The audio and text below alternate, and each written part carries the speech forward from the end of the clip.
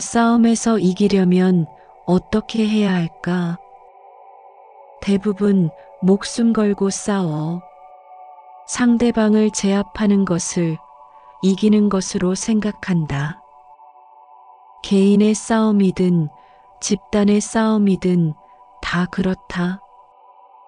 그런데 모든 싸움에는 공통적인 것이 있다. 바로 극도로 미워하는 마음, 증오심이다. 그리고 마음속 깊이 자리한 지기 싫어하는 마음이다. 사람들은 누구나 지기 싫어한다. 나보다 나은 사람을 보면 시기 질투한다. 자신이 남보다 부족하다는 사실을 인정하고 싶어 하지 않는다. 증오심으로 남들과 싸우는 것은 물론 자신이 부족함을 드러내고 싶지 않은 마음으로 인해 자신 내면 세계와 치열하게 싸우고 있다. 우리는 계속 나 자신과 남과 싸우며 살아간다.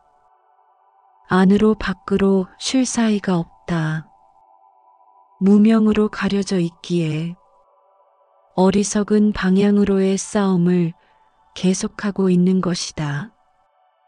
승리는 원한을 가져오고 패배한 사람은 괴로워 누워 있다. 이기고 지는 마음 모두 떠나서 다툼이 없으면 스스로 편안하다. 어느 한쪽이라도 증오심이 일어나지 않는다면 어떻게 될까? 더 이상 싸움은 일어나지 않을 것이다. 서로 주고받아야 싸움이 되는데 한편에서 침묵한다면 이를 어떻게 보아야 할까? 부처님은 이렇게 말씀하셨다. 말로 거칠게 꾸짖으면서 어리석은 자는 이겼다고 생각하지만 그러나 인내가 무엇인가 안다면 승리는 바로 그의 것이네. 이는 증오심을 일으키지 않는 자, 즉 인내하는 자가 승리자임을 말한다. 분노하는 자에게 다시 분노하는 자는 더욱 악한 자가 될 뿐, 분노하는 자에게 더 이상 화내지 않는 것은 이기기 어려운 싸움에서 승리하는 것이네. 상대방이 화를 낸다고 함께 화를 내면 지는 싸움이다. 그것도 모두가 지는 싸움이다.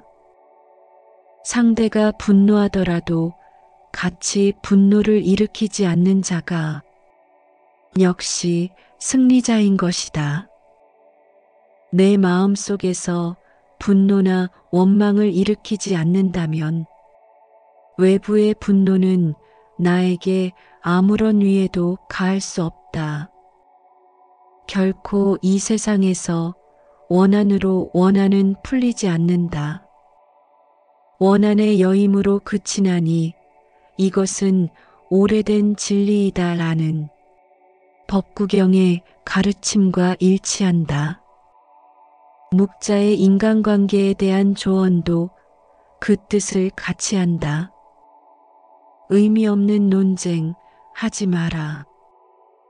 말싸움을 하게 되면 누구나 고집 부리기 마련이다. 사실 거기서 얻을 수 있는 건 아무것도 없음에도 자존심 때문에 쉽게 포기 못한다. 논쟁은 지면 기분 나쁘고 이기면 친구를 잃는다. 도대체 여기에 무슨 의미가 있을까? 상대방과 논쟁을 하고 싶을 때는 두 가지를 고려해라. 논쟁은 이겨도 의미 없다는 사실과 그것이 상대의 자존심을 짓밟아 얻은 것이라는 걸 말이다. 부처님 당시에도 역시 스님들 간의 충돌, 스님과 제가 신자들 간의 충돌로 인해 크고 작은 불화가 끊이지 않았다. 꼬삼비 건도에 전해지는 유명한 꼬삼비 사건이 있다. 꼬삼비라는 곳에 절이 하나 있었다. 이 절에서는 화장실에서 일을 본 후 물통에 물을 채워두는 것이 안목의 규칙이었는데 어느 날 이 절에 머무르고 있던 한 스님이 깜빡하고 그냥 나왔다. 이 스님의 행위가 범죄냐 아니냐를 놓고 시비가 일어난 것이다. 생각해보면 참으로 사소한 일이다. 나중에 들어간 사람이 대신 채워줄 수도 있고 아니면 뒤늦게라도 알고 나서 물을 채워두면 됐을 일이다. 처음에는 단순한 말싸움 정도이던 것이 나중에는 패를 갈라서 듣기 민망한 말들이 오갔다. 싸움은 여기서 그치지 않았다. 감정이 격해진 스님들은 서로를 공격하다가 몸싸움을 하기까지 했다. 이를 알게 된 부처님은 양쪽을 불러서 여러 가지 비유로 타이른 뒤 다툼도 그만두고 싸움도 그만두고 논쟁도 그만두라고 했다. 그러나 이들은 부끄러워하기는커녕 도리어 부처님은 나서지 말라고까지 하였다. 부처님은 목매한 자들을 가르치기 어렵다고 탄식하면서 안거 중임에도 혼자서 꼬삼비를 떠나 사바티로 갔다. 꼬삼비의 신도들은 화가 났다. 싸움꾼들 때문에 부처님이 꼬삼비를 떠났다. 우리는 이제 부처님을 공양하며 공덕을 쌓을 수 없게 됐다. 그러니 우리는 저들에게 절하지 말고 합장의 예를 갖추지 말자. 존경도 하지 말고 탁발을 나와도 공양하지 말자고 결의했다. 스님들의 버릇을 고치고 화해를 이루기 위해서는 그 방법밖에 없었기 때문이다. 공양 겁으로 배를 골게 되자 그때서야 스님들은 싸움을 멈추고 부처님이 계신 곳으로 찾아가 참회하고 화합을 다짐했다. 부처님께서는 이들을 용서하시며 개송을 읊으셨다. 결국 우리 모두는 죽음의 문턱에 이르게 된다는 사실을 모르고 사람들은 계속 다투고 있다. 이것을 바로 아는 이들은 더 이상 서로 다투지 않고 마음을 쉰다. 결국은 한순간에 죽음의 문턱에 이르는 우리의 불안한 삶에서 다툼으로 허비하는 시간이 얼마나 많은가. 당장 목숨이 끊어지는 죽음을 앞두고 작은 일로 허망하게 다툴 수 있겠는가. 우리의 다툼은 얼마나 사소한 일인가. 인간이 살아있는 동안 버리고 있는 다툼과 증오와 미움과 원망은 얼마나 가벼운가. 우리의 다툼은 아주 작은 일부터 시작된다. 내일 죽는다고 생각해보라. 어떻게 사소한 일로 싸우거나 욕심을 채우거나 돈을 벌거나 명예나 지위를 얻으려 애쓰거나 내 것을 늘리려 하겠는가. 죽음을 앞둔 모든 사람은 누구나 성인의 길을 따른다. 그것은 누가 알려주어서 되는 것도 아니고 죽음에 이르러 더 이상 쌓고 벌고 늘려나갈 일이 없음을 깨닫게 될 때 저절로 우리 안에 잠재되어 있던 근원적인 지혜를 따르게 되는 것이다. 죽음에 이르러서는 이미 늦다. 결국 우리 모두는 죽음의 문턱에 이르게 된다는 이 사실을 모르고 사람들의 다툼은 계속된다. 무의미하고 비본질적인 다툼과 어리석음과 욕망은 계속되고 있다. 그러나 이것을 바로 알고 바로 보는 이들은 더 이상 서로 다투지 않고 마음을 쉰다. 죽음에 이르러 마음을 쉬는 것이 아니라 살아있는 동안에 모든 다툼을 종식시키고 평화 속으로 뛰어든다. 다툼이 일어나는 상황이 발생했을 때 이 두 가지를 떠올려 보라. 첫째, 나는 다른 사람을 바로 잡으려고 하지 않는다. 그 상대가 비록 아이이거나 가족이라고 하더라도 가르치려고 하지 말라. 둘째, 나는 나 자신의 마음을 훈계하는 것이다. 어떻게 하면 자신이 괴롭지 않는지를 생각해 보라. 자신이 분노로 괴롭지 않게 하는 것이 중요하다. 어떻게 하면 괴로움을 벗어나 자신이 즐겁게 생활할 수 있는가를 생각하는 것이다. 부처님은 무지한 바보에 대하여 공격할 만큼 어리석은 사람은 없다라고 말씀하셨다. 나는 가만히 있는데 시비를 거는 사람이 있다고 하자. 그런 사람에 대하여 화를 내고 미워할 것이 아니라 이 사람이 번뇌와 괴로움으로부터 벗어나기를, 이 사람도 행복하기를 이라는 마음을 가득 채운다.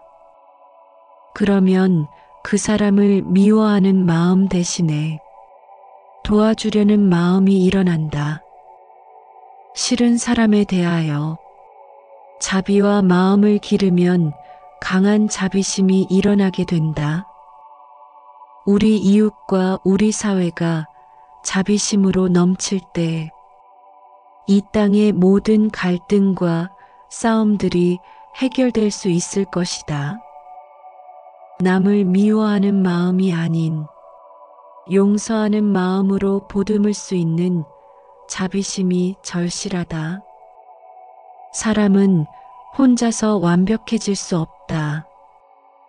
우리는 각자 부족한 부분을 인정해야 한다. 그리고 각자가 부족하기 때문에 함께 살아가고 있는 것이고 서로 화합해야 하는 것임을 알아야 한다. 앞서 말한 꼬삼비 사건에서 부처님께서는 꼬삼비 스님들의 다툼을 화해시키고 난 후에 상가 공동체는 청정하고 화합하라는 말씀을 남기셨다고 한다. 청정하다는 것은 계율을 잘 지켜 부정과 부패가 없어야 한다는 뜻이고, 화합한다는 것은 분쟁이 없어야 한다는 뜻이다. 부처님께서는 가정이든 사회든 단체든 분쟁이 없고 화합하기 위해 지켜야 할 6가지를 구체적으로 제시해 주셨다. 여기에 기억하고 존중해야 할 6가지 화합의 방법이 있다. 이 법에 의지하여 화합하고 다투는 일이 없도록 하여라. 첫째, 같은 계율을 같이 하라. 둘째, 의견을 같이 맞춰라. 셋째, 받은 공약물을 똑같이 수용하라. 넷째, 한 장소에 같이 살아라. 다섯째, 항상 자비롭게 말하라. 여섯째, 남의 뜻을 존중하라. 법륜 스님은 이 구절을 다음과 같이 해석하셨다. 같은 계율을 같이 지키라는 얘기는 누구든 법 앞에 공정해야 한다는 것을, 의견을 맞추라는 얘기는 서로의 의견을 지속적으로 조율해 나가라는 것을, 공약물을 평등하게 나누라는 얘기는 경제적인 평등을 추구하라는 것을, 같은 장소에 모여 살라는 얘기는 삶이 투명하게 공개돼야 한다는 것을, 그리고 자비롭게 말할 것과 남의 뜻을 존중하라는 것은 사람을 대하는 태도의 진실함을 일컫는다.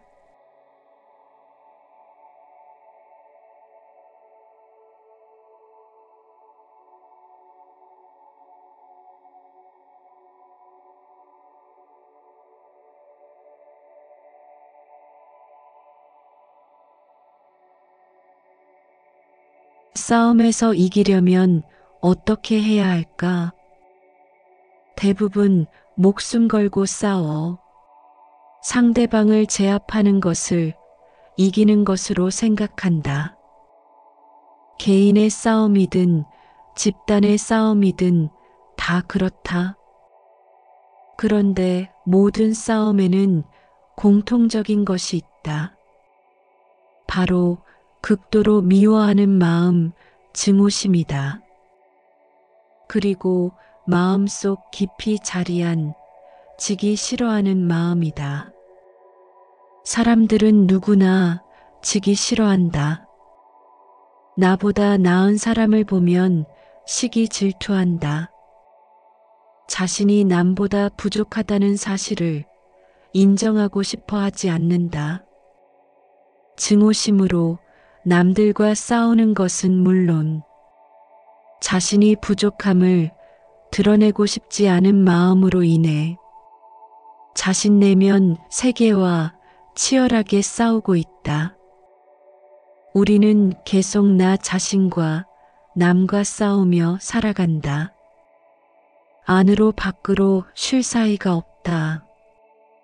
무명으로 가려져 있기에 어리석은 방향으로의 싸움을 계속하고 있는 것이다. 승리는 원한을 가져오고 패배한 사람은 괴로워 누워 있다.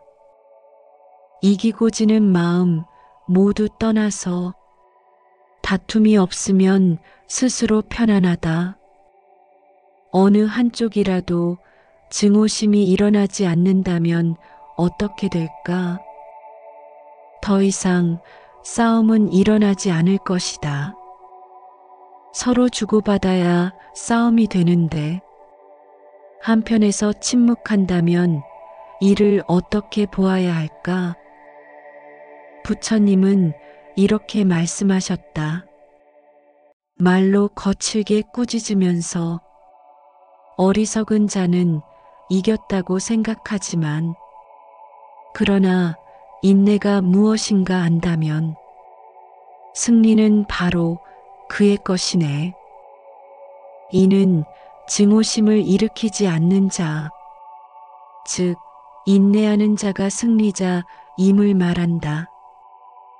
분노하는 자에게 다시 분노하는 자는 더욱 악한 자가 될 뿐, 분노하는 자에게 더 이상 화내지 않는 것은 이기기 어려운 싸움에서 승리하는 것이네. 상대방이 화를 낸다고 함께 화를 내면 지는 싸움이다. 그것도 모두가 지는 싸움이다. 상대가 분노하더라도 같이 분노를 일으키지 않는 자가 역시 승리자인 것이다. 내 마음 속에서 분노나 원망을 일으키지 않는다면 외부의 분노는 나에게 아무런 위해도 가할 수 없다. 결코 이 세상에서 원한으로 원한은 풀리지 않는다. 원한의 여임으로 그치나니 이것은 오래된 진리이다라는 법구경의 가르침과 일치한다. 묵자의 인간관계에 대한 조언도 그 뜻을 같이 한다. 의미 없는 논쟁 하지 마라. 말싸움을 하게 되면 누구나 고집부리기 마련이다. 사실 거기서 얻을 수 있는 건 아무것도 없음에도 자존심 때문에 쉽게 포기 못한다. 논쟁은 지면 기분 나쁘고 이기면 친구를 잃는다. 도대체 여기에 무슨 의미가 있을까? 상대방과 논쟁을 하고 싶을 때는 두 가지를 고려해라. 논쟁은 이겨도 의미 없다는 사실과 그것이 상대의 자존심을 짓밟아 얻은 것이라는 걸 말이다. 부처님 당시에도 역시 스님들 간의 충돌, 스님과 제가 신자들 간의 충돌로 인해 크고 작은 불화가 끊이지 않았다. 꼬삼비 건도에 전해지는 유명한 꼬삼비 사건이 있다. 꼬삼비라는 곳에 절이 하나 있었다. 이 절에서는 화장실에서 이를 본 후 물통에 물을 채워두는 것이 암묵의 규칙이었는데 어느 날 이 절에 머무르고 있던 한 스님이 깜빡하고 그냥 나왔다.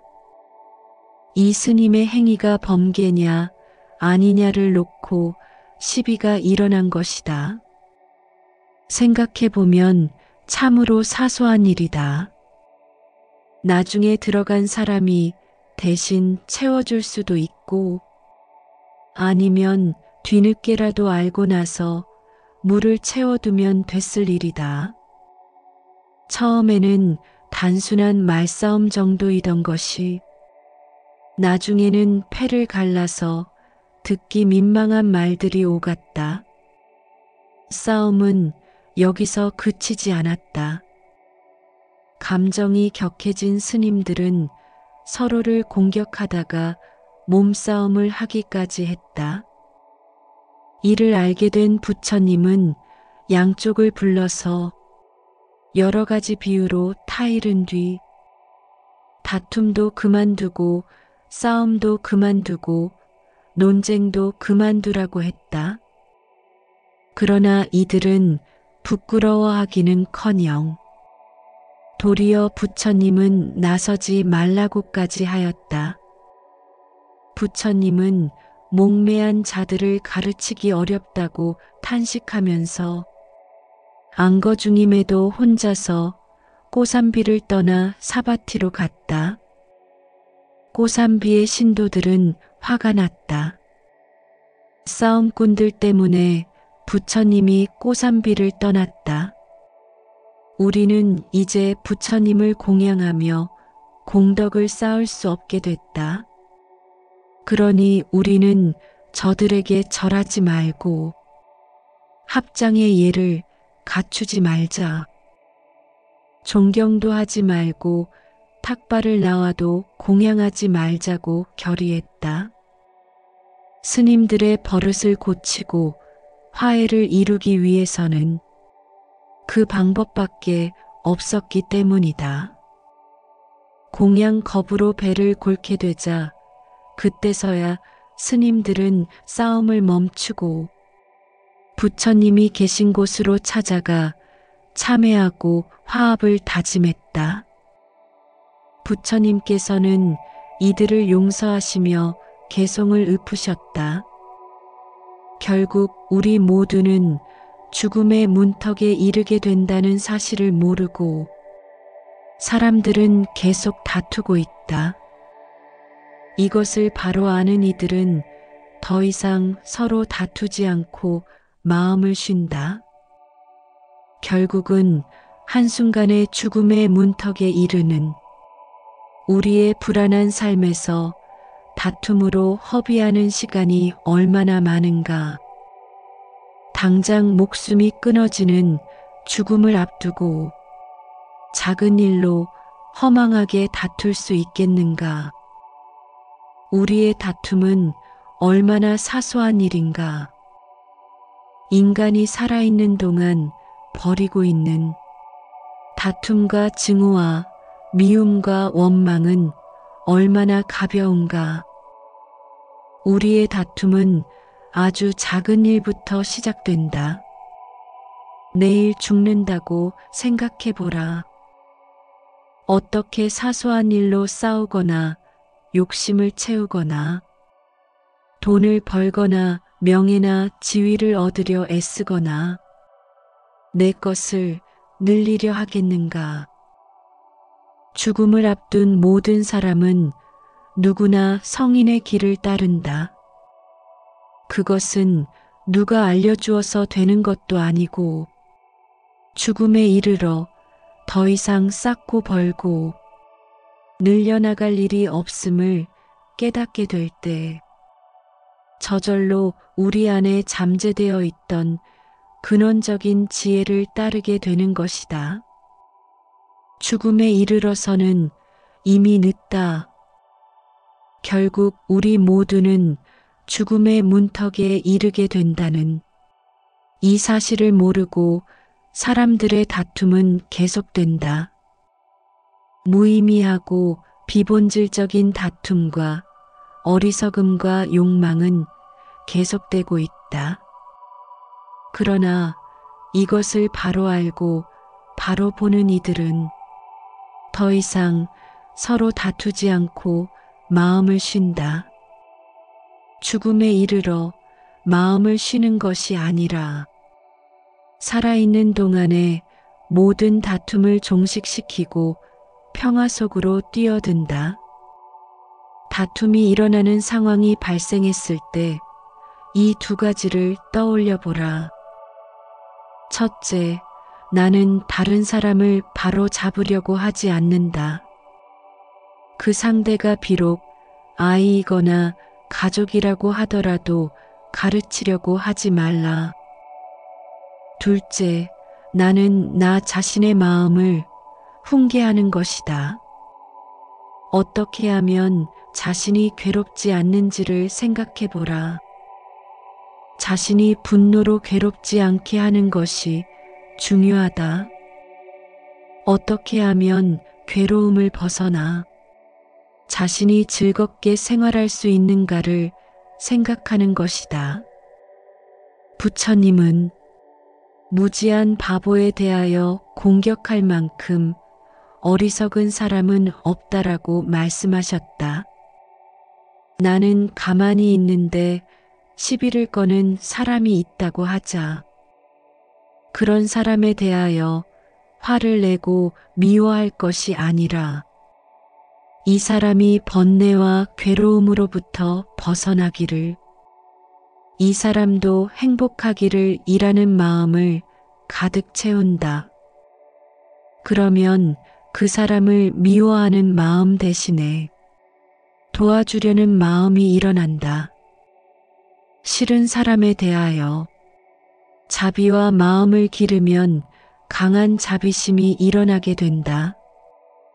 우리 이웃과 우리 사회가 자비심으로 넘칠 때 이 땅의 모든 갈등과 싸움들이 해결될 수 있을 것이다.